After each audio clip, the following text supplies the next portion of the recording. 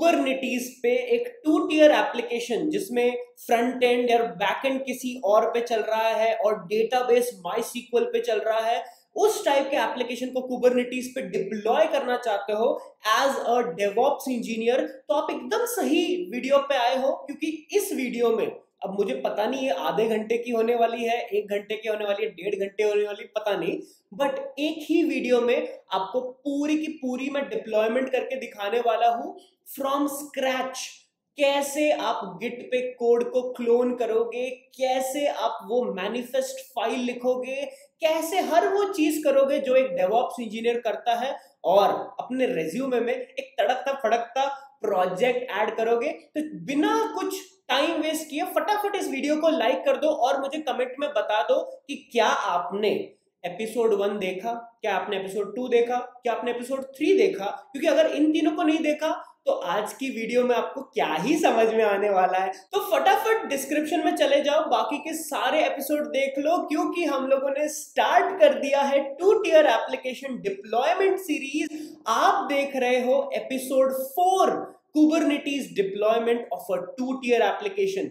कल हम लोगों ने Kubernetes architecture explanation and cluster setup किया था, किस पे? क्यूबेडियम पे भैया। क्यूबेडियम पे पूरा का पूरा क्लस्टर सेटअप किया था और बहुत ही मस्त तरीके से 40 मिनट के अंदर पूरा का पूरा आर्किटेक्चर क्लस्टर रेडी हो गया था। उसी तरीके से मैं आज उस क्लस्टर पे ये अपना फ्लास्क ऐप और माईसीक्वल डेटाबेस पूरा का पूरा डिप्लॉय करके दिखाने वाला हूं दोस्तों। अब भैया क्वेश्चन आता है कि एक डेवऑप्स इंजीनियर को कुबरनेटिस कितना आना चाहिए? तो जितना ज्यादा से ज्यादा है उतना अच्छा होता है यार, बट एटलीस्ट एक डिप्लॉयमेंट हो जाए उसके लिए आपको 5 बहुत इंपॉर्टेंट चीजों के बारे में पता होने चाहिए। वो 5 चीजें क्या होती है भैया मैं आपको बताऊंगा, बट एक अलग अंदाज में, एक अलग तरीके में। ऐसा इमेजिन करो आपको ये ऐप को डिप्लॉय करना है, एक फ्लास्क ऐप को डिप्लॉय करना है। ओके, फ्लास्क ऐप को डिप्लॉय करना है। अब ये जो फ्लास्क ऐप है ये चल रहा है एक डॉकर कंटेनर पे, ठीक है, डॉकर कंटेनर पे। अब आपने भैया लास्ट वाली वीडियो में बताया था कि डॉकर कंटेनर नहीं यूज करना चाहिए, कंटेनर क्रैश हो जाएगा, स्केल नहीं हो पाएगा। इसीलिए कुबरनेटिस क्या करता है, ये सारे डॉकर कंटेनर्स एक पॉड के अंदर चलाता है। जो पहला कॉन्सेप्ट हमें पढ़ना है उसको बोलते हैं पॉड। तो पॉड क्या होता है भैया? Pod is the smallest unit of Kubernetes जिसके अंदर आपका एप्लीकेशन चल रहा होता है। एप्लीकेशन किस में चल रहा होता है भैया? एप्लीकेशन चल रहा होता है डॉकर कंटेनर पे। अच्छा, डॉकर कंटेनर पे ही चल रहा होता है या और भी किसी कंटेनर पे चल सकता है? दोस्तों कुबरनेटिस बैकग्राउंड में एक चीज यूज करती है जिसका नाम होता है कंटेनर रनटाइम इंटरफेस, CRI, और कुबरनेटिस का खुद का है तो वो CRIO भी बोलते हैं।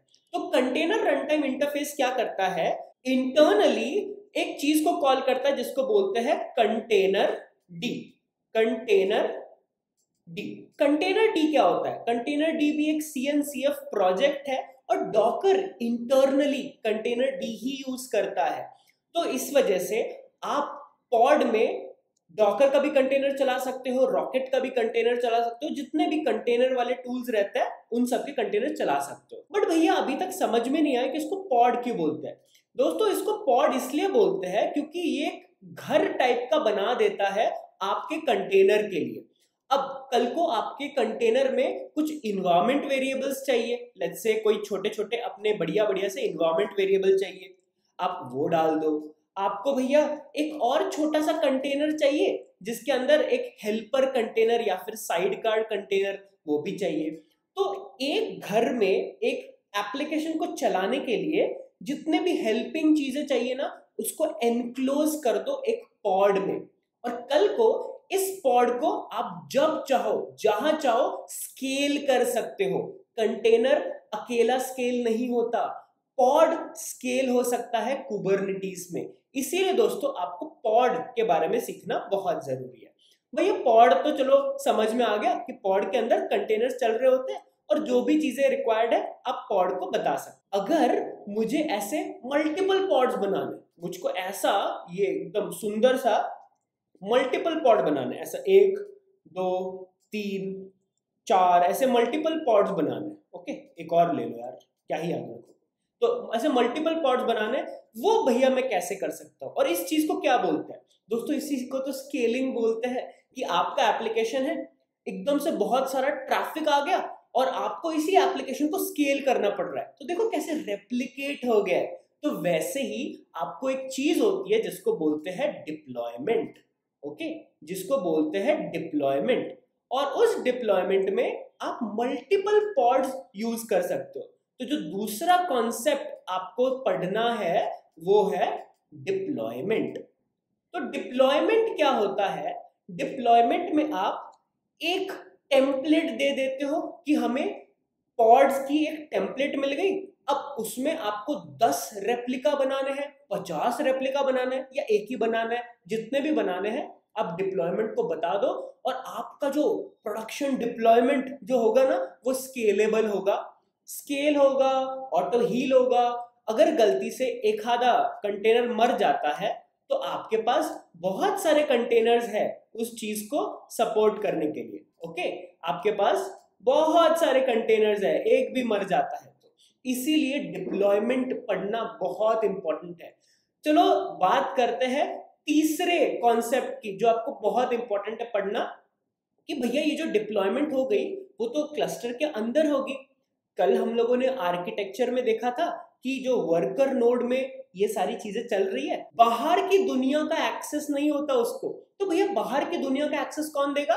सर्विस देगा। तो मुझको जो तीसरा कॉन्सेप्ट सबसे इंपॉर्टेंट है यहाँ पे, वो है सर्विस। सर्विस क्या करता है? अगर किसी एक यूजर को बाहरी दुनिया से अपने एप्लीकेशन को एक्सेस करना है, तो वो क्या करेगा? वो डायरेक्टली एक्सेस नहीं कर पाएगा। वो क्या करेगा? वो पहले सर्विस को एक्सेस करेगा। ओके, वो पहले सर्विस को एक्सेस करेगा, एंड ये सर्विस अलाउ करेगी आपके डिप्लॉयमेंट का एक्सेस। तो इसका कॉन्सेप्ट जब हम लोग हैंड्स ऑन में देखेंगे ना, और अच्छे से समझ में आएगा। बट पॉइंट क्या है कि डायरेक्टली आप डिप्लॉयमेंट को एक्सेस नहीं कर सकते। क्यों? क्योंकि मल्टीपल पॉड्स है, मल्टीपल कंटेनर्स है, कंटेनर्स का आईपी एड्रेस आपको नहीं पता, कैसे पता चलेगा? तो सर्विस क्या करेगी? एक बड़ा सा नोड बना लेगी।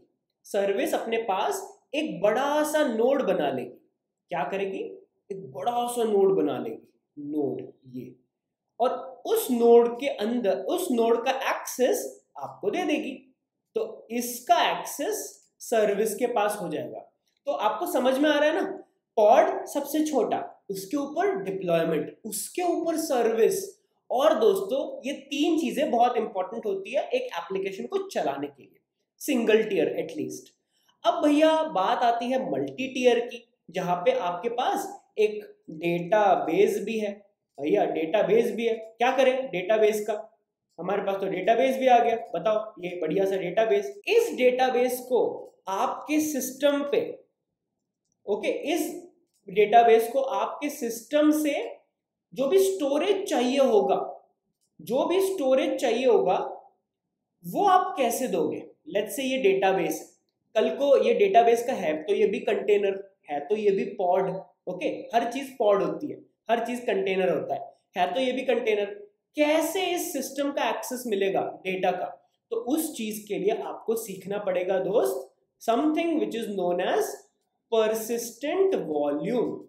ओके, जैसे डॉकर में वॉल्यूम्स होती है ना, यहाँ पे परसिस्टेंट वॉल्यूम्स होती है। Okay, persistent volume. और अगर एक बार परसिस्टेंट वॉल्यूम बन गई, उस वॉल्यूम को कोई भी आके क्लेम कर सकता है। इसीलिए फिफ्थ चीज जो आपको पता होनी चाहिए होती है परसिस्टेंट वॉल्यूम क्लेम। तो दोस्तों यही 5 चीज है जो आपको पता होनी चाहिए एक 2 टियर एप्लीकेशन को रन करने के लिए। पॉड, जिसके अंदर आपका डॉकर कंटेनर चल रहा होगा। डिप्लॉयमेंट, जिसके अंदर आपकी कॉन्फ़िगरेशन होगी कि इन पॉड्स को कितने रेप्लिकास चाहिए, कौन सा इमेज चाहिए, कौन सा एनवायरनमेंट वेरिएबल चाहिए, और फिर इस डिप्लॉयमेंट को बाहरी दुनिया का एक्सेस देने के लिए सर्विस चाहिए। और उस सर्विस को आपको एक डेटाबेस वाले के साथ भी कनेक्ट कराना है, तो इसीलिए डेटाबेस की रिक्वायरमेंट के लिए आपको परसिस्टेंट वॉल्यूम और परसिस्टेंट वॉल्यूम क्लेम चाहिए। तो 5 ही चीजें चाहिए दोस्तों, फटाफट चालू कर देते हैं हैंड्स ऑन।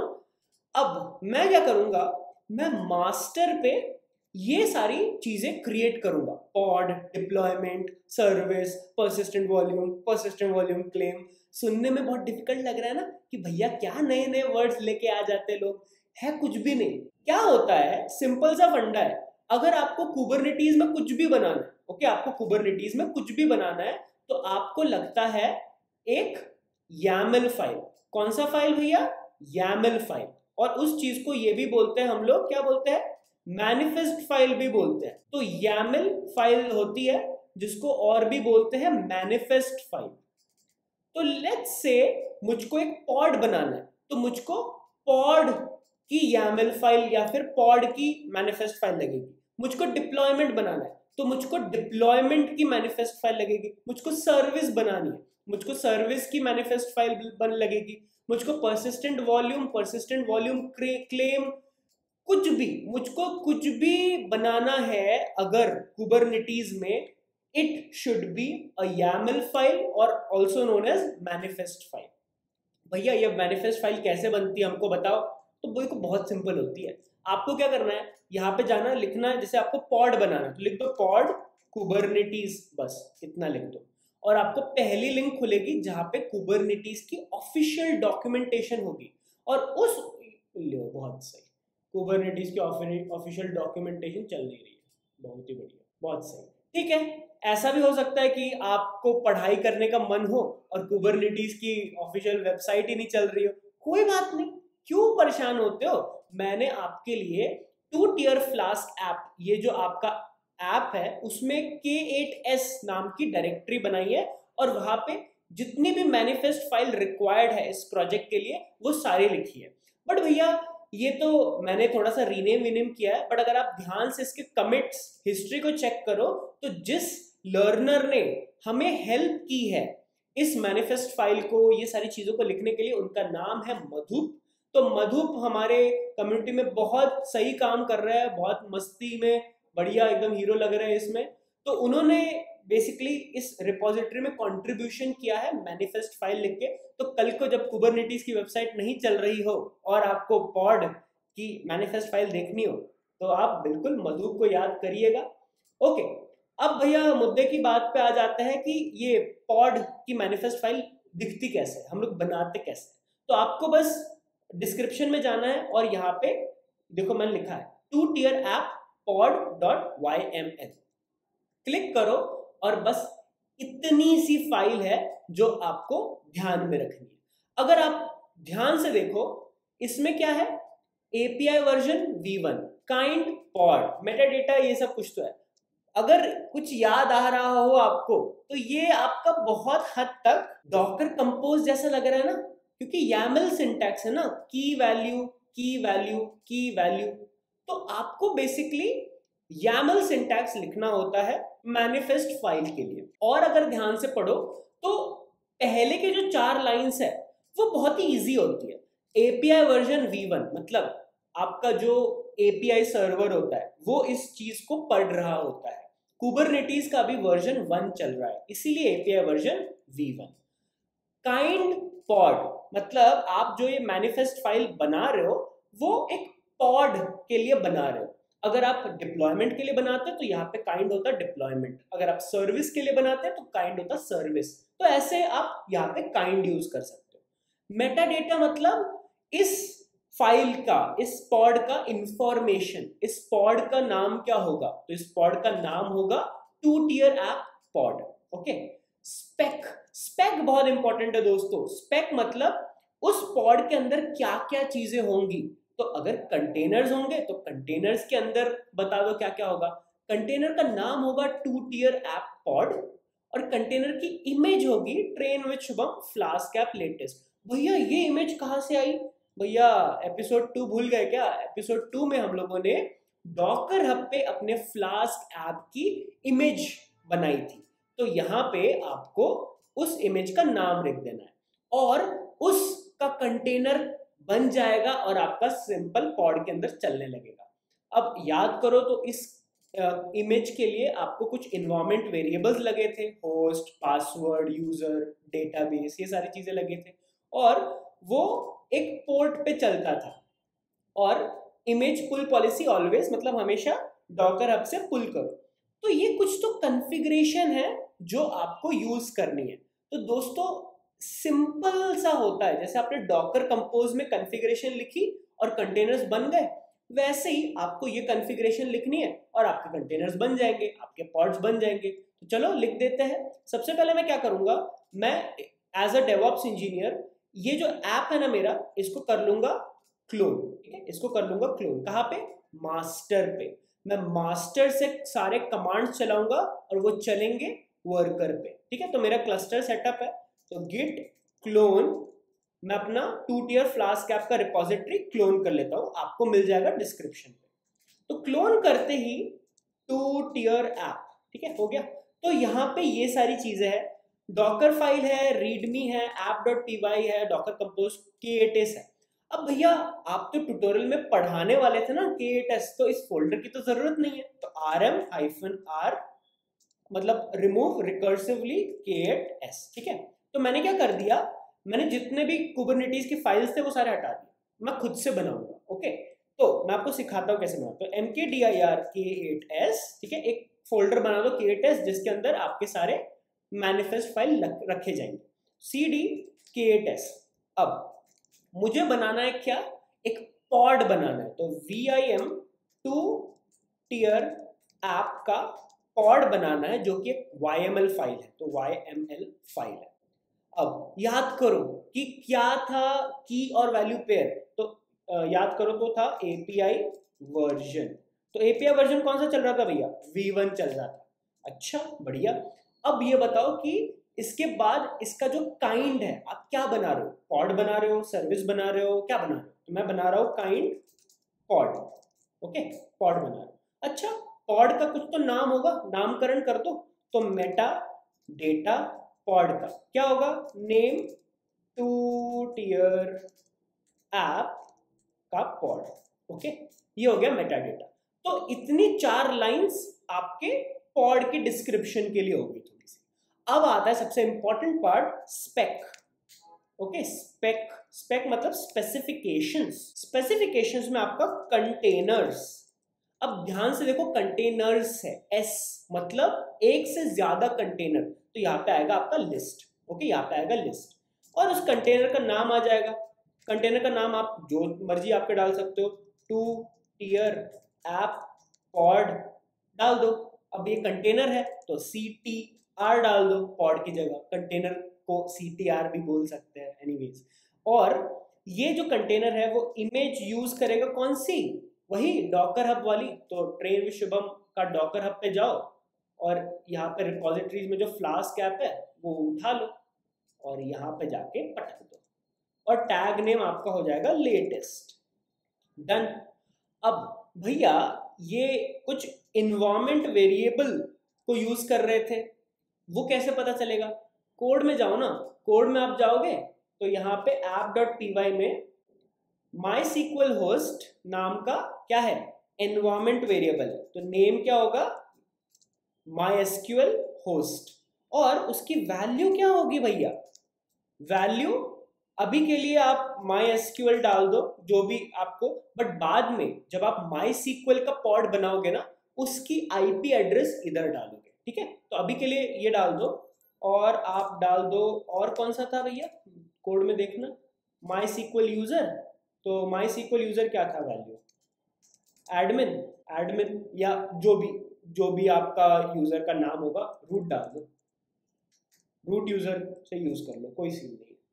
और MySQL पासवर्ड क्या था भैया? तो और हाँ, हमेशा की वैल्यू में नेम MySQL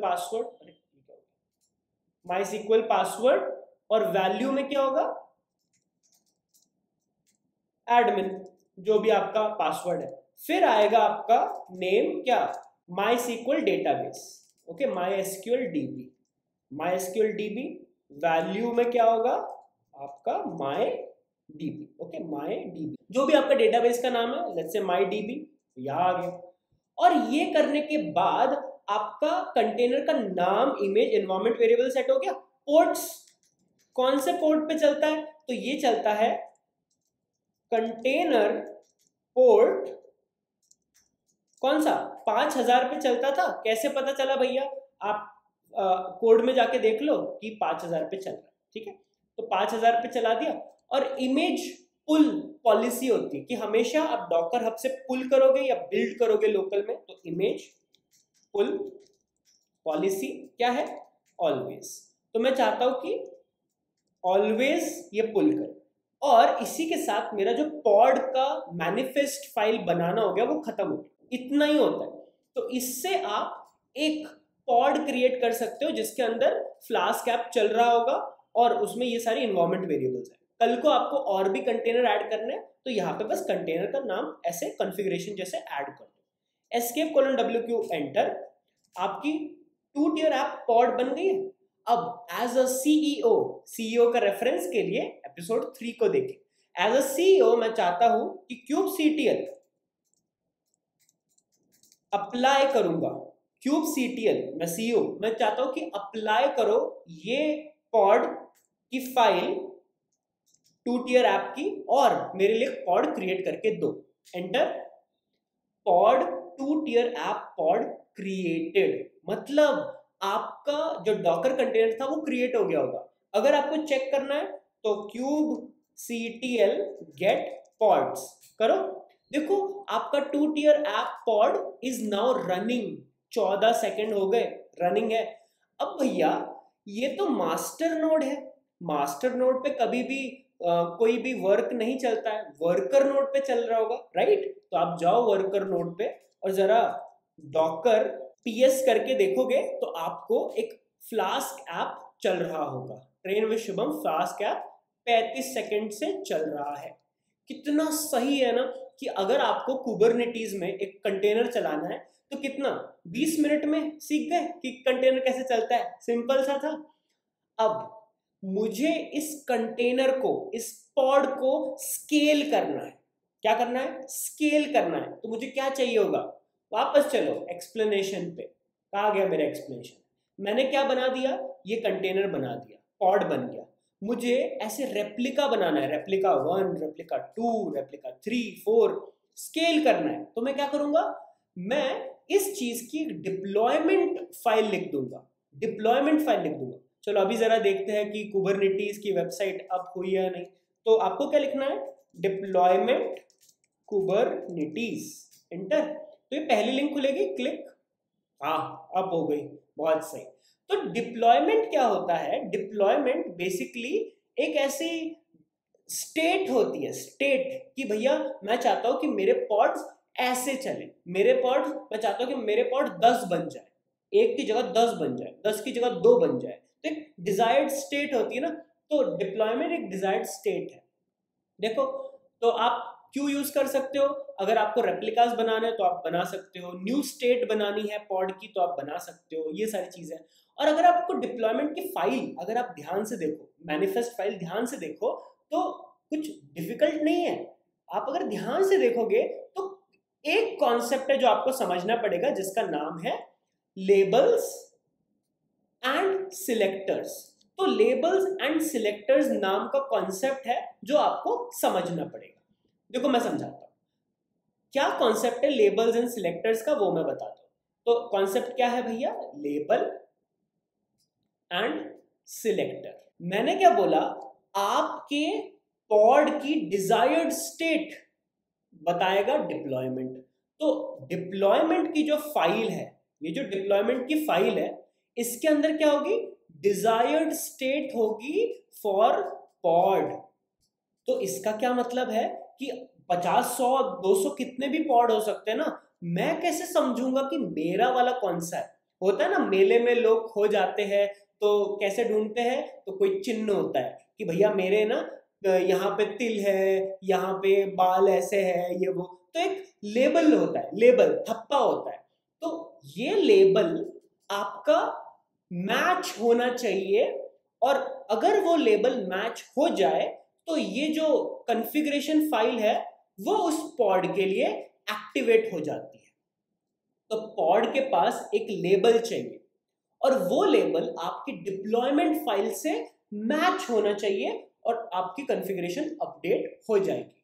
अब अगर आप फाइल को वापस देखो तो आपका डिप्लॉयमेंट फाइल है और डिप्लॉयमेंट के मेटा डेटा में एक लेबल है। ठीक है, मेटा डेटा में क्या है? लेबल है कि ऐप। और अगर आप अंदर जाओगे, स्पेक मतलब आपकी डिजायर्ड स्टेट कॉन्फ़िगरेशन, उस कॉन्फ़िगरेशन में एक टेम्पलेट है।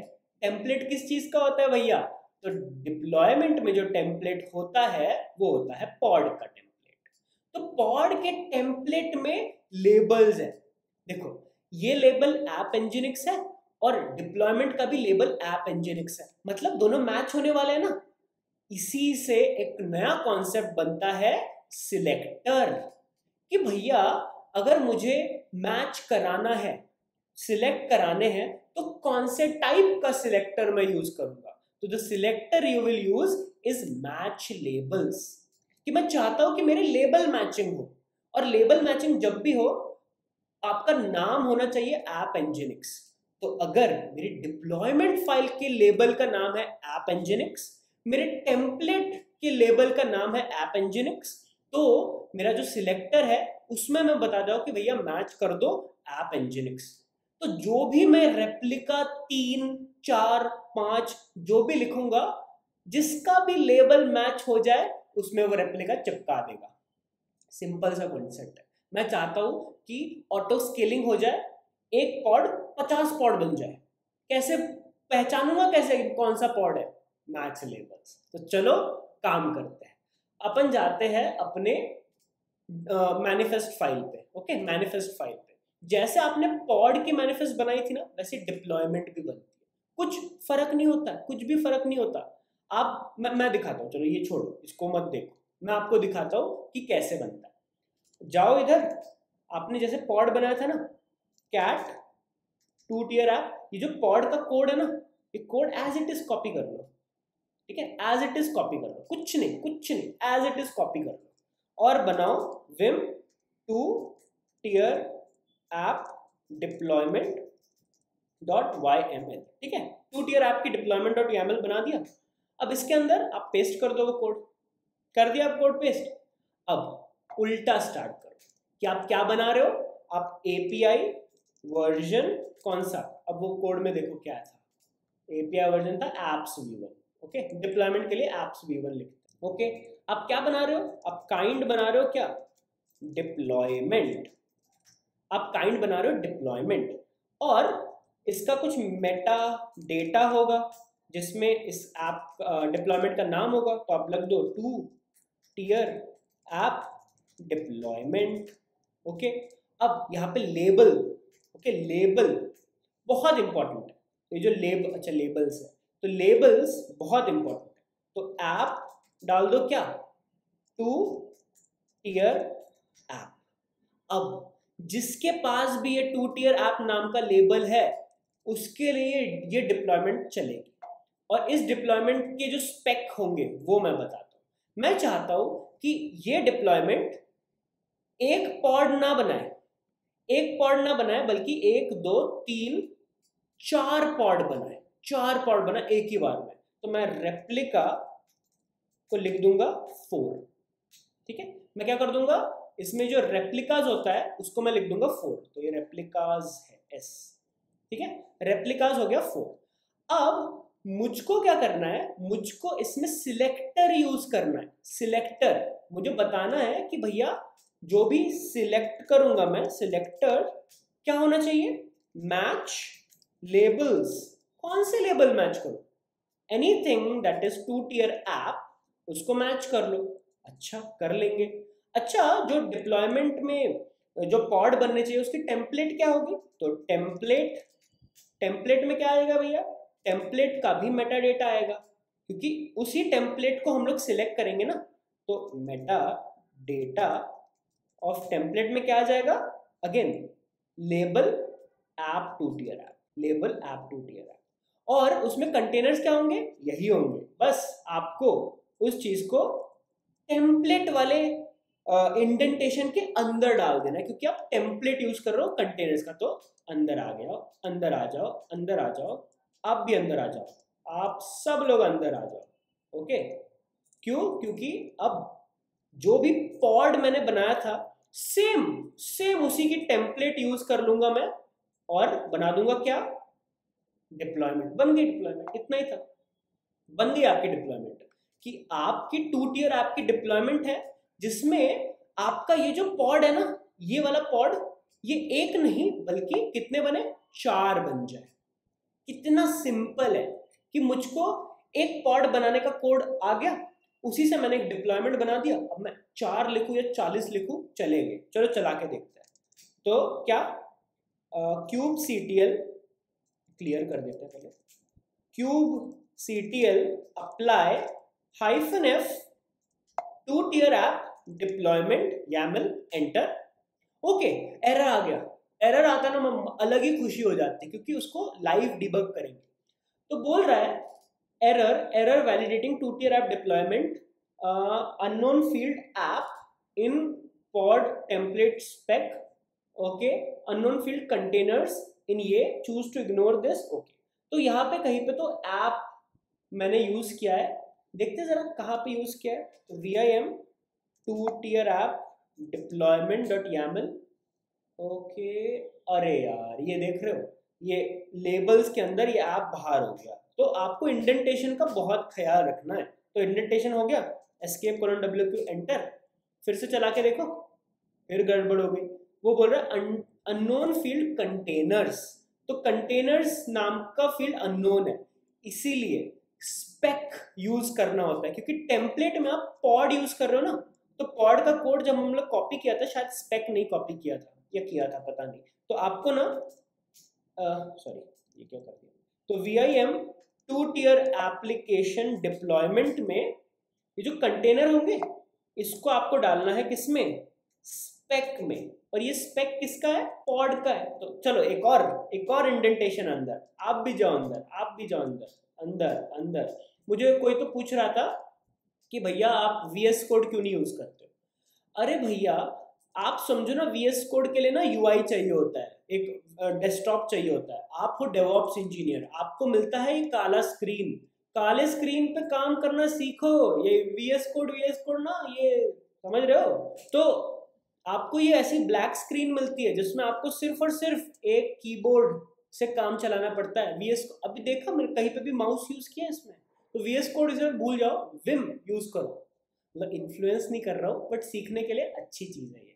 चलो वापस चला के देखते हैं, एंटर। डिप्लॉयमेंट क्रिएटेड, आपने इस एरर को सॉल्व कर दिया। कैसे सॉल्व किया? इंडेंटेशन, वैलिडेशन, इस सब चीजों से सॉल्व कर दिया। भैया इस डिप्लॉयमेंट में मैं चाहता था 4 पॉड बने, तो अगर मैं करूंगा kubectl get pods, तो क्या मुझको 4 पॉड मिलेंगे? 4 पॉड रनिंग है, देख सकते हो, 4 रनिंग पॉड्स। और भैया मुझको ना एक एग्जांपल देखना है। ये जो पॉड है ना, ये 2 टियर ऐप डिप्लॉयमेंट, मैं इसको क्रैश कर देता हूं, तो क्या ये अपने आप तैयार हो जाएगा, ऑटो हील हो जाएगा? बिल्कुल हो जाएगा। यहाँ पे जाओ और इसको डॉकर PS कर दो, तो और आपका ये जो 34 सेकंड पहले जो पॉड बना था ये वाला, इसको कर दो किल। तो sudo docker kill, ये वाला पॉड मर गया।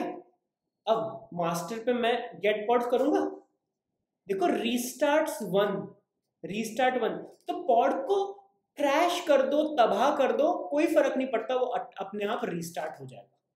कितना सुंदर है यार, कितना सही चीज है ये कि पॉड अपने आप रीस्टार्ट हो गया। भैया ऑटो हील तो आपने बता दिया, स्केलिंग कैसे करोगे? कि मैं चाहता हूं कि 4 पॉड की जगह 2 पॉड हो जाए, कि स्केल डाउन हो गया।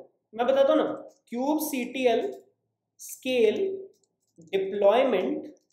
अब आपकी डिप्लॉयमेंट का नाम क्या था?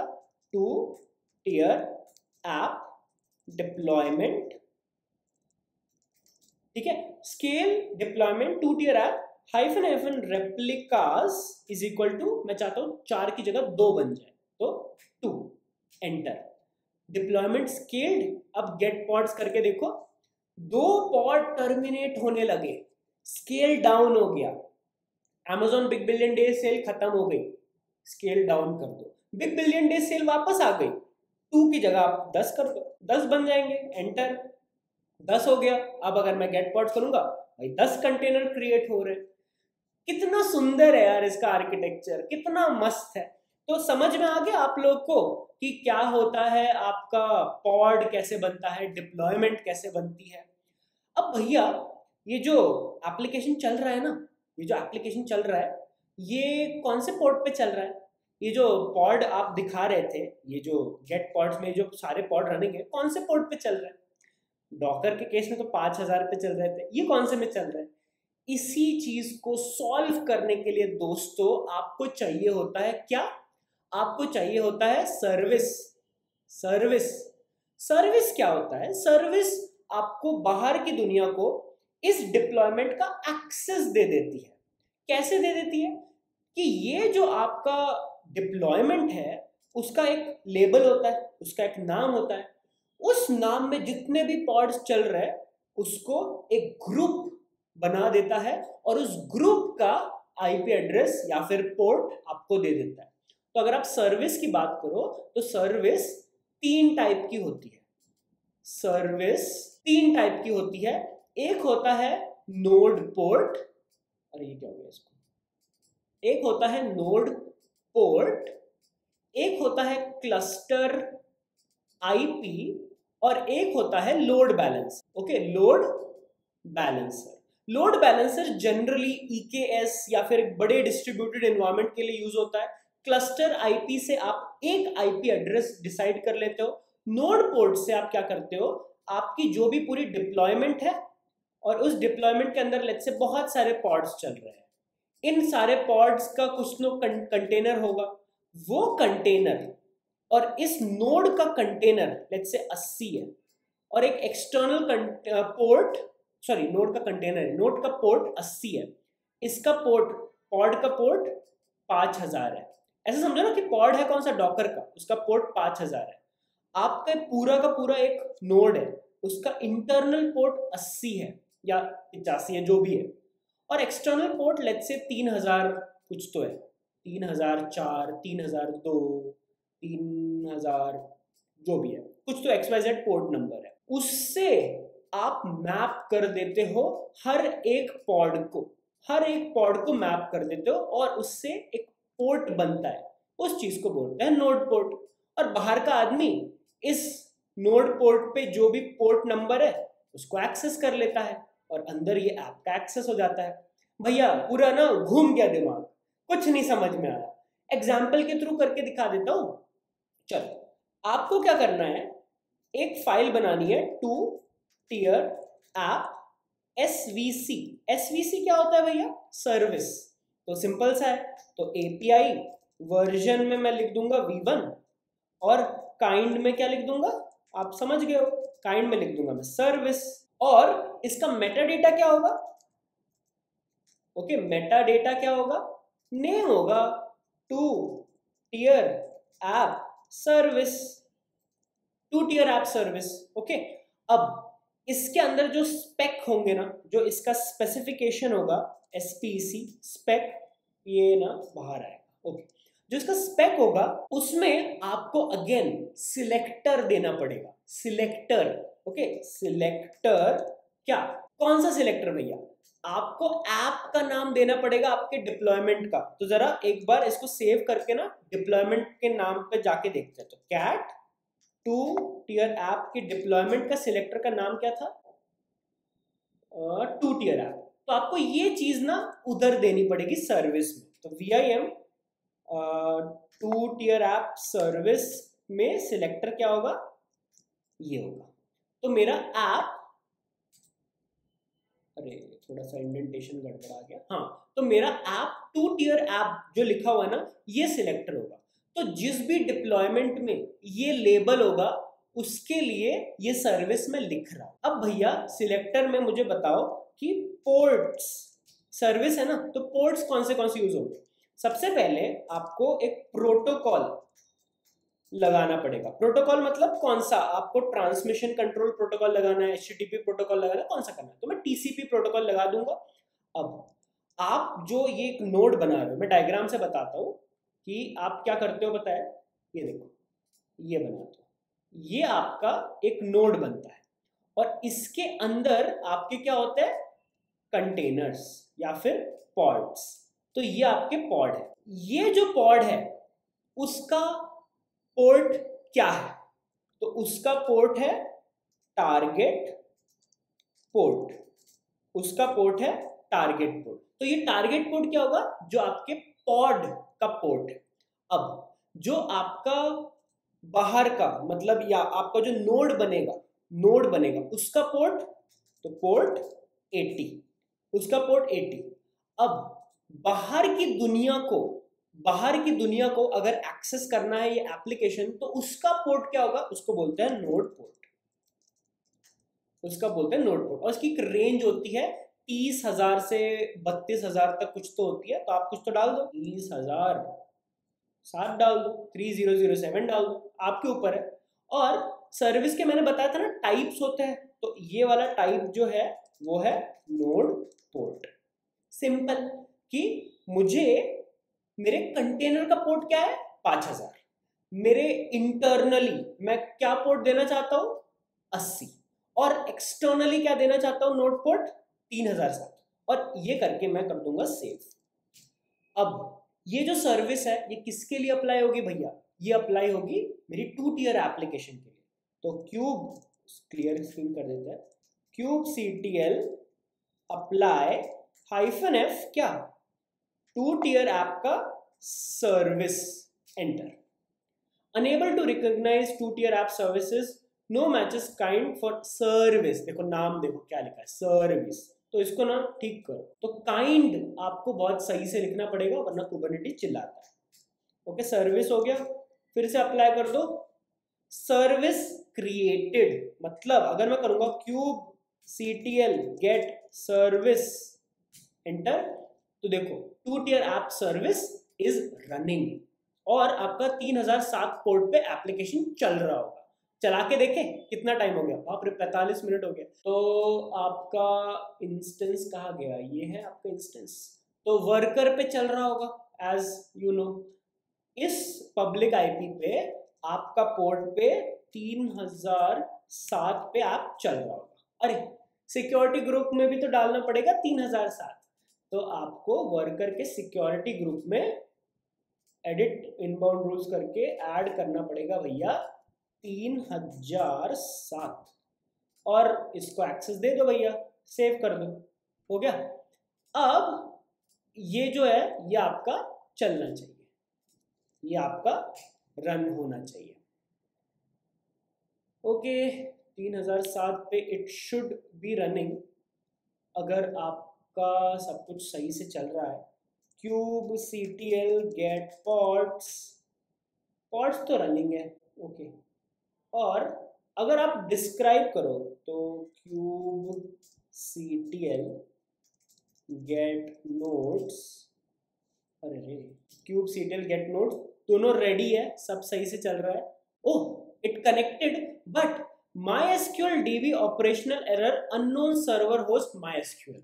अरे भैया आपका तो ऐप चलने लग गया बट इसमें MySQL का कनेक्शन ही नहीं है, तो आपने, अरे ये क्या हो गया, तो बेसिकली आपने क्या किया, फ्रंट एंड या फिर जो अपना फर्स्ट टियर है वो तो चला लिया बट बैक एंड टियर नहीं चला है। अब मुझे इस वीडियो को पॉज करके बता दो, 3 चीजें समझाई है, पॉड, डिप्लॉयमेंट, सर्विस, और एक ऐप को मैंने आपको दिखाया है कैसे बाहरी दुनिया को एक्सेस देते हैं। किस किस को समझ में आया, किस किस को समझ में आया दोस्तों मुझे बता दो। देख रहे हो कितना सारा पढ़ा दिया इस सीरीज में, बाप रे। ओके, किस किस को ये 3 चीजें समझ में आई कि भैया हम लोगों ने इतना पार्ट कर दिया है, फ्लास्क ऐप का डॉकर, फ्लास्क ऐप का कुबरनेटिस, तीनों कर दिया है, बचा क्या, MySQL। तो MySQL बचा। अब MySQL करना कुछ बहुत बड़ी बात नहीं है, मैं दिखाऊं कितना इजी होता है, मैं दिखाता हूँ। आपका ये जो डिप्लॉयमेंट फाइल है, डिप्लॉयमेंट फाइल की जरा शक्ल देख लीजिए, API वर्जन एप्स v1, सिर देख लिया, काइंड डिप्लॉयमेंट, आंखें देख ली, मेटा डेटा, चेहरा देख लिया, अंदर देखो स्पेक, ये ऐसा कुछ तो स्पेक दिखता है। अब इसमें बस आप इमेज की जगह माई सीक्वल लगा दो, इतना इजी था। मैं दिखाऊं, करके दिखाता हूं। तो ये कॉपी किया मैंने, ओके कॉपी किया, ओके कॉपी किया, हो गया कॉपी। अब मैं क्या करूंगा, VIM करूंगा MySQL deployment डॉट YML किया और यहां जाके ना पेस्ट कर दिया। अब जो भी चीजें मुझे चेंज करनी है बस इधर चेंज कर दिया कि मुझे 2 टियर ऐप चाहिए क्या, नहीं मुझे क्या चाहिए, MySQL चाहिए। ओके लेबल क्या चाहिए, 2 टियर ऐप का चाहिए, नहीं मुझको MySQL का चाहिए, तो MySQL का चाहिए। रेप्लिका एक ही चाहिए, हाँ एक ही चाहिए। मैच लेबल में 2 टियर ऐप को मैच कराना चाहते हो, नहीं भैया मैं तो MySQL को कराना चाहता हूँ। ओके इसमें भी MySQL करा दो, ओके MySQL करा दिया भैया। अब कंटेनर का नाम भी क्या 2 टियर आप रखोगे, नहीं भैया MySQL कंटेनर रखूंगा, तो MySQL कंटेनर CTR डाल दो। इमेज क्या train with Shubham flask app चाहिए, नहीं मुझे कौन सी इमेज चाहिए, मुझे MySQL की इमेज चाहिए, तो मैं MySQL लिख दूंगा। कितना इजी है ना कुबरनेटीज। एक बार आपको मैनिफेस्ट फाइल लिखनी आ गई तो भैया आप कुछ भी कर सकते हो। ओके अब यहाँ पे थोड़ी सी चेंजेस आ जाएंगी। MySQL के कंटेनर में जो इन्वायरमेंट वेरिएबल्स चाहिए होते हैं वो आपको इधर डालने पड़ेंगे, तो वो एक बार देख लो यार क्या क्या इन्वायरमेंट वेरिएबल्स है। तो इन्वायरमेंट वेरिएबल्स कौन से है, MySQL का रूट पासवर्ड है, तो यहाँ पे MySQL होस्ट की जगह डाल दो क्या, MySQL का रूट पासवर्ड। ओके MySQL का रूट पासवर्ड, और रूट पासवर्ड क्या होता है, कुछ भी डाल दो, एडमिन डाल दो, एडमिन। ओके और क्या है, MySQL डेटाबेस, MySQL DB लिखा हुआ है तो इसको डेटा बेस कर दो, हो गया। अब यूजर, MySQL यूजर है, हाँ है, रूट है। MySQL पासवर्ड एडमिन, तो MySQL पासवर्ड एडमिन है और MySQL यूजर रूट है, तो भैया हो गया अपना काम, अपना काम बनता। ओके नहीं जनता ही तो सब कुछ है, नो भाड़ में जाए जनता, नो जनता इज एवरीथिंग। और कंटेनर पोर्ट में हम लोग लिखेंगे क्या, MySQL का जो कंटेनर पोर्ट होता है 3306। ओके हो गया, खत्म इतना ही था। ओके बस हो गया, escape:\wq एंटर, और मैं क्या कर दूंगा, MySQL की जो डिप्लॉयमेंट है उसको मैं अप्लाई कर दूंगा, तो kubectl अप्लाई क्या -f क्या -f MySQL deployment.yaml एंटर, बन गया। इतना आसान था MySQL का कंटेनर बनाना या फिर पॉड बनाना। तो kubectl get pods, देख रहे हो, MySQL कंटेनर क्रिएटिंग। अब भैया ये इतने सारे कंटेनर रनिंग क्यों रखे हो, तो स्केल कर लो डिप्लॉयमेंट। अच्छा Ctrl+R करोगे ना तो रिकर्सिव सर्च कर सकते हो, तो स्केल वाला जो कमांड है ना सर्च कर लो। और रेप्लिकास मुझको 10 नहीं चाहिए, मेरा 2 में काम हो जाए तो मैं 2 कर देता हूँ, हो गया, स्केल डाउन हो गया। कितना मस्त है ना कुबरनेटीज। और गेट पॉड करके लिखा, देखो ओह, तो MySQL crash loop back of. भैया क्रैश लूप बैक ऑफ ये क्या है, इसका सिंपल मतलब है कि आपका कंटेनर चल नहीं पा रहा है, आपका container is not able to run, आपका पॉड नहीं बना रहा है, एरर आ रहा है, तो इसने बार बार रिस्टार्ट किया, नहीं चल पा रहा है। आप देख सकते हो कि क्या क्या चीजें हम लोगों ने मिस कर दी। ओके हम लोगों ने क्या चीज मिस कर दी, अरे यार हम लोगों ने वॉल्यूम ही मिस कर दी। वॉल्यूम क्या होता है, मैंने यहाँ पे कॉन्सेप्ट बताया था ना कि अगर आपको एक डेटाबेस को ऐड करना है अपने उसमें क्या कहते हैं सिस्टम के साथ, तो आपको वॉल्यूम भी लगती है। तो सबसे पहले भैया वॉल्यूम लगेगी, तो ये ना ये वाला जो MySQL का डिप्लॉयमेंट था वो उसको डिलीट कर दो। ओके ये क्रैश होता रहेगा, उसको डिलीट कर दो। तो kubectl डिलीट क्या -f MySQL का डिप्लॉयमेंट डिलीटेड। ओके अब वो एरर नहीं आएंगे, मतलब एरर क्यों नहीं आएंगे, क्योंकि वो जड़ ही हटा दी भैया।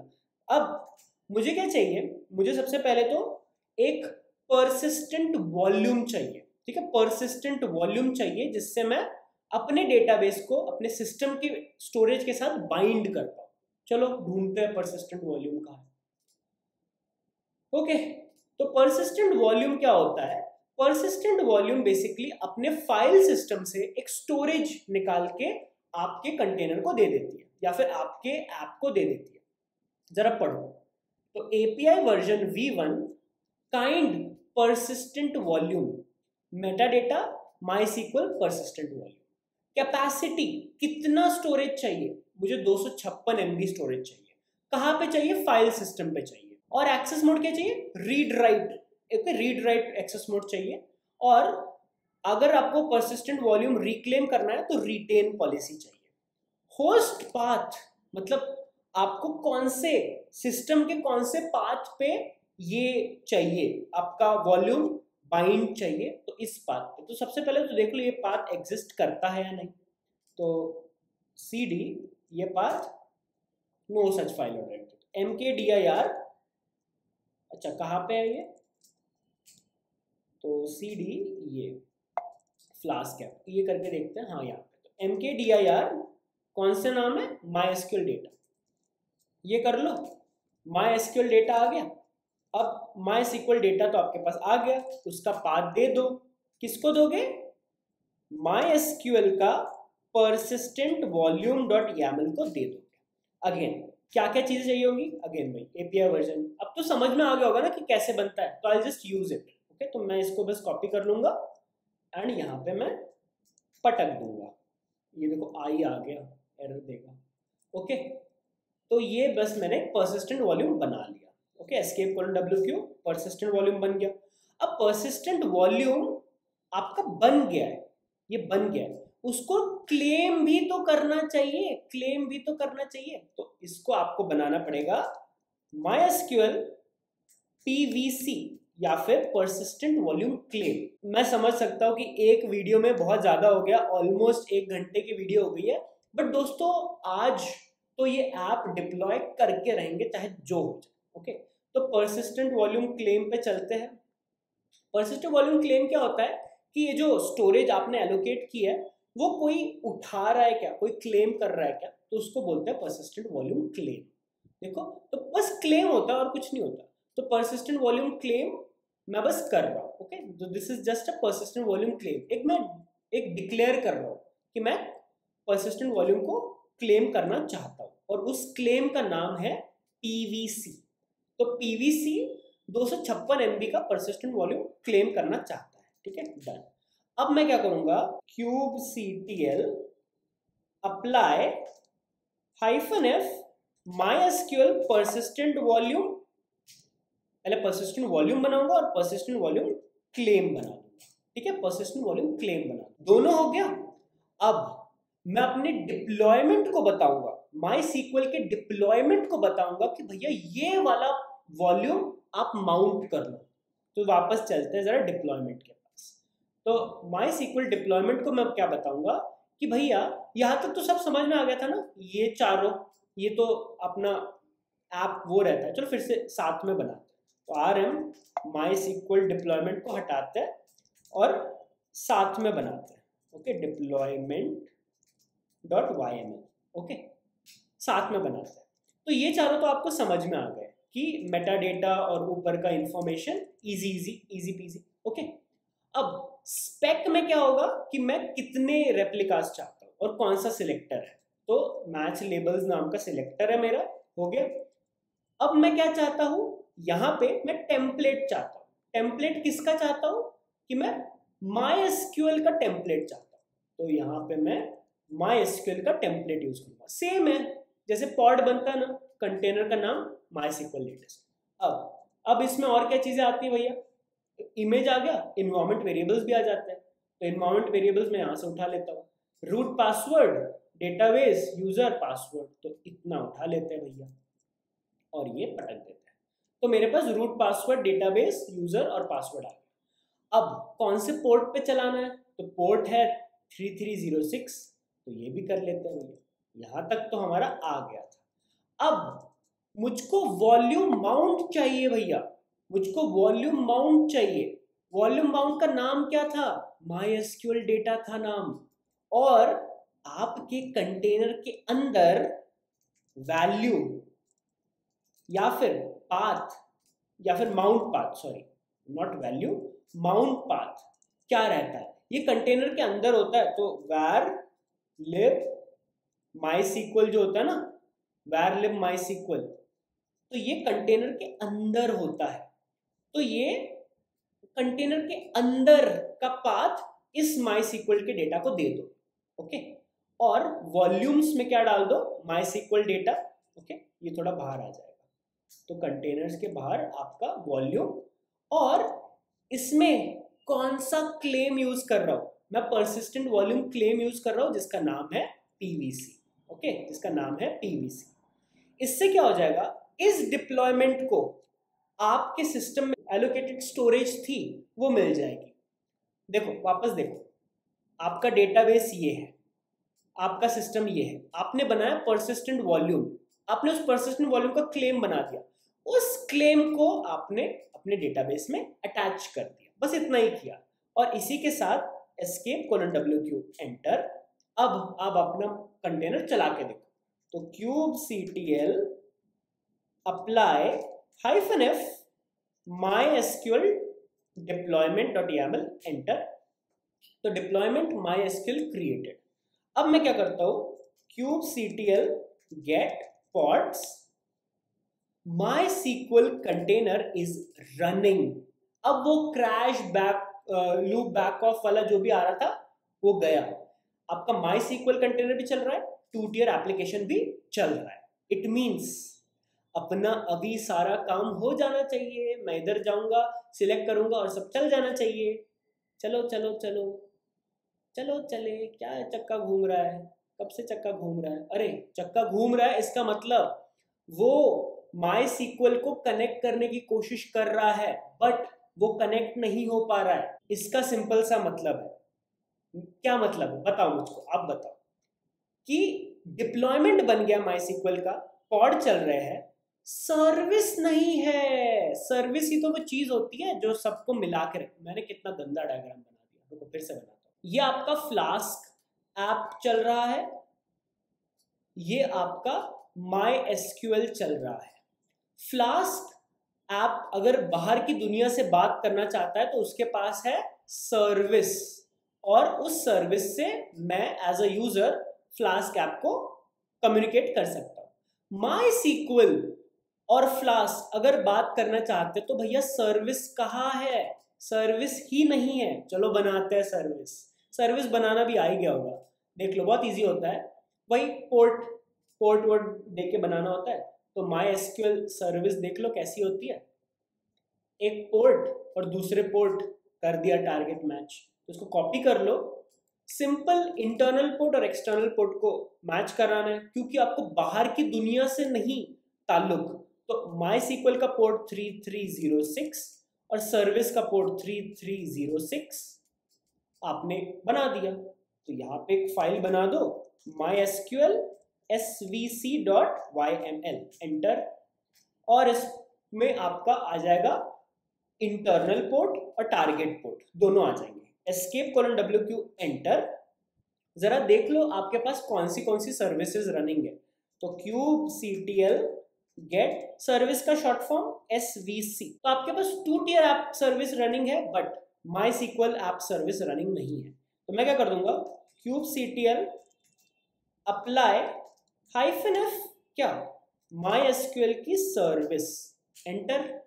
सर्विस फॉर MySQL क्रिएटेड, और सर्विस को ले लूंगा तो मेरे पास कुबरनेटिस की सर्विस है, MySQL की सर्विस है, 2 tier ऐप की सर्विस है। ओके, क्लियर करके फिर से देखते हैं। तो MySQL की जो सर्विस है वो इधर चल रही है, तो उसका जो होस्ट नेम है ना, होस्ट MySQL होस्ट, वो ये है। तो आपको क्या करना पड़ेगा, आपका जो 2 tier एप्लीकेशन का जो डिप्लॉयमेंट फाइल था उसमें एक वेरिएबल था MySQL होस्ट, उसमें वो क्या बोल रहा है, एरर देखो, error unknown server host MySQL। तो जो MySQL होस्ट है ना वो सर्वर नहीं मिल रहा है। आप क्या कर दो, उसको ये दे दो, ये दे दो, और इससे ना वो ढूंढ पाएगा सर्विस डिस्कवरी। आपने सर्विस की डिस्कवरी कर दी MySQL होस्ट की, और ये चीज बताया था मधुप ने। ओके, मधुप ने इस चीज को सॉल्व किया था, जो कि बहुत लोगों से सॉल्व नहीं हो पा रहा। अब डिप्लॉयमेंट आपने चेंज कर दिए, जो भी आप चेंज करोगे ना फिर से अप्लाई कर दो। तो kubectl apply -f 2-tier app deployment.yaml enter.